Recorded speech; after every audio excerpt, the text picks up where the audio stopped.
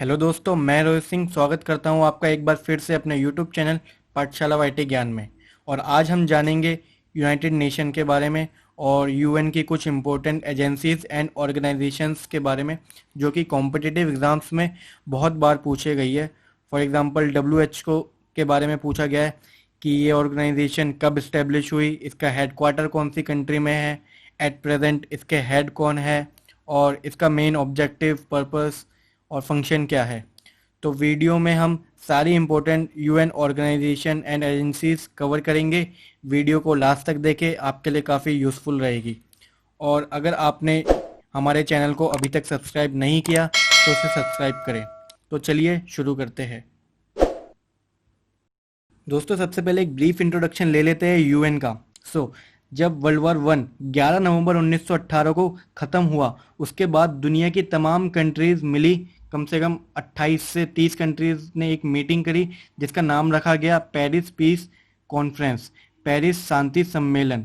और इस सम्मेलन के बाद, इस मीटिंग के बाद लीग ऑफ नेशन का गठन हुआ, लीग ऑफ नेशन बनाया गया ताकि विश्व को दूसरा ऐसा भयानक युद्ध कभी देखना ना पड़े कि वर्ल्ड वार टू कभी हो ना। लेकिन दोस्तों, वर्ल्ड वार टू हुआ और लीग ऑफ नेशन एक फेलियर बन के रह गया। इसी के बाद यूएन का गठन किया गया, यूनाइटेड नेशन को फॉर्म किया गया। दूसरे वर्ल्ड वार के दौरान कई देश आपस में बुरी तरह से उलझे हुए थे।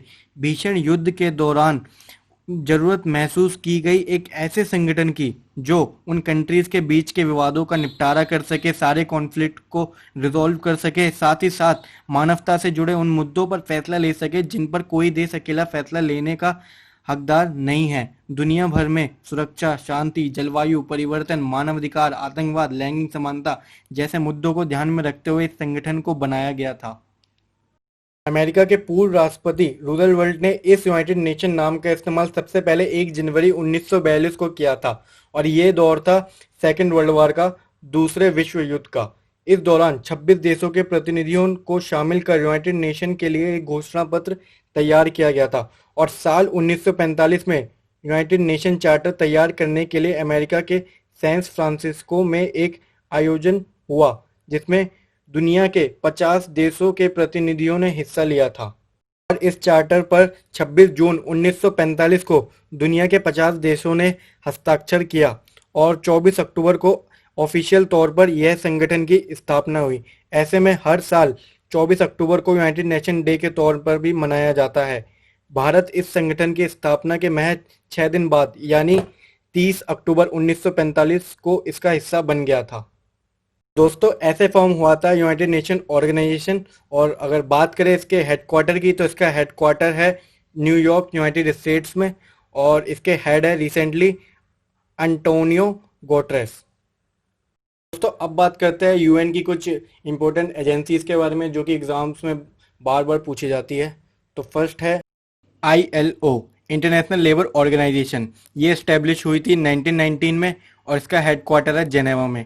बात करें इसके फंक्शन की तो इसका मेन पर्पस है श्रमिकों के जीवन स्तर में सुधार लाना, मीन्स लिविंग स्टैंडर्ड को इम्प्रूव करना। और इसके हेड है recently Guy Ryder. Next, WHO, world health organisation. ये इस्टेब्लिश हुई थी 1948 में और इसका हेडक्वार्टर भी सेम जेनेवा में है। बात करें इसके पर्पस की तो इसका मेन पर्पस है the attainment of highest possible level of health by all the people, means सभी लोगों द्वारा स्वास्थ्य के उच्चतम संभव स्तर की प्राप्ति करना। और बात करें इसके हेड की तो इसके हेड है Tedros Adhanom. Next one is UNESCO and UNESCO stands for united nation educational, scientific and cultural organisation. ये स्टैब्लिश हुई थी 1946 में और इसका हेडक्वार्टर है पेरिस, फ्रांस में। बात करें इसके फंक्शन की तो इसका फंक्शन है to promote collaboration among nations through education, science and culture. और रिसेंटली इसके हेड है Audrey Azoulay. Next one is UNICEF and UNICEF stands for United Nations International Children's Emergency Fund. ये स्टैब्लिश हुई थी 1946 में और इसका हेडक्वार्टर है न्यूयॉर्क में। राइट नाउ इसके हेड है हेनरिएटा एच फोरे। और इसका पर्पस देखें तो इसका मेन पर्पस है to promote children's welfare all over the world. Next IMF international monetary fund, ये स्टैब्लिश हुआ था 1945 में और हेड क्वार्टर है इसका वॉशिंगटन डीसी में। राइट नाउ इसके मैनेजिंग डायरेक्टर है क्रिस्टेलिना जॉर्जिवा और इसका मेन पर्पस है to promote international monetary corporation to all the countries. WTO and it stands for world trade organisation, ये स्टैब्लिश हुआ था 1995 में और इसका हेडक्वार्टर भी जेनेवा में है।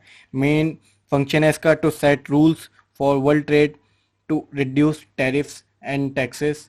और बात करें इसके हेड की तो इसके रिसेंटली हेड है Pascal Lamy. Next is IAEA international atomic energy agency, ये स्टैब्लिश हुई थी 1957 में और इसका हेडक्वार्टर है विनेमा में। इसका मेन पर्पस है to promote peaceful uses of atomic energy और रिसेंटली इसके हेड है Rafael Grossi. Next is FAO food and agricultural organisation, ये स्टेब्लिश हुई थी 1945 में, इसका हेडक्वार्टर है रोम में। और बात करें इसके फंक्शन की तो इसका मेन फंक्शन है to improve living condition of rural population, mainly ये रूरल पॉपुलेशन के ऊपर फोकस करता है और रिसेंटली इसके हेड है Qu Dongyu. Next is United Nation Conference on Trade and Development और इसका एस्टेब्लिशमेंट हुआ था 1964 में और इसका हेडक्वार्टर भी सेम जिनेवा में है। इसका मेन फंक्शन की बात करें तो ये प्रमोट करता है इंटरनेशनल ट्रेड को, जितनी भी डेवलपिंग कंट्रीज है उनकी इकोनॉमिक ग्रोथ को इंक्रीज करना इसका मेन पर्पस है to promote international trade to accelerate economic growth of developing countries. बात करें इसके हेड की तो रिसेंटली इसके हेड है मुखीसा कितुयू।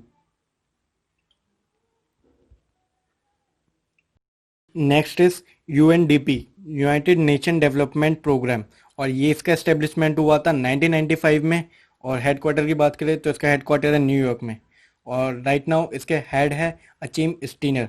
इसका मेन पर्पस है to help developing countries increase the wealth producing capabilities of their natural and human resources.